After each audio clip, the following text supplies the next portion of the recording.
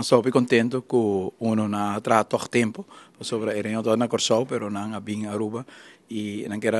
update arriba lo qual na mira ano ou 2 anos passar com todo o desenvolvimento e com o desenvolvimento aqui cana. Se concordo com o FDA tá fundo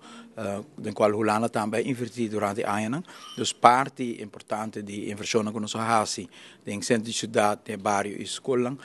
sucede for de fundo de FDA e para nós também é orgulho para mirar resultado de tipo de inversão assim. Não estou impressionado com a forma que a Aruba desenvolveu nos últimos 4 anos e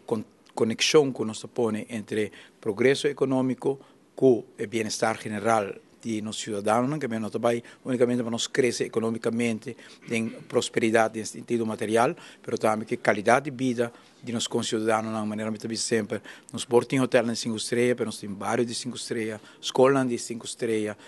área público de 5 estrelas, e hospital de 5 estrelas, e AUE,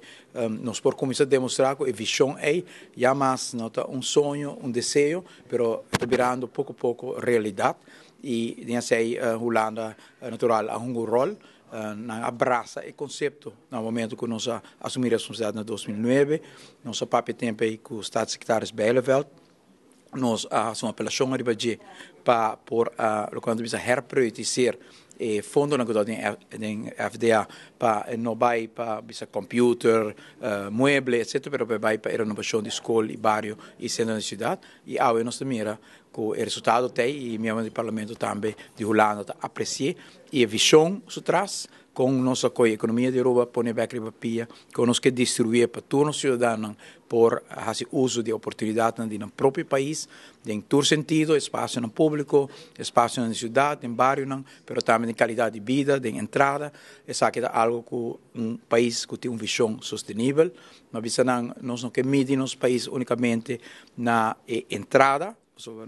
per capita income verdade acaba da uno que competir com o país, pero lo qual hoje em dia chama Human Index, que conta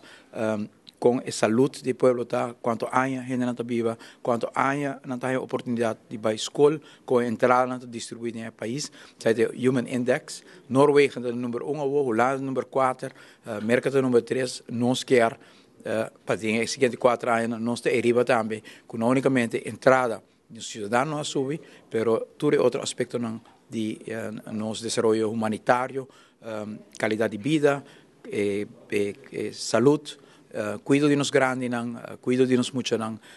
atenção para esses de menos recursos, todo aspecto na necessidade de equilíbrio, de uma visão que nos quer para nosso país.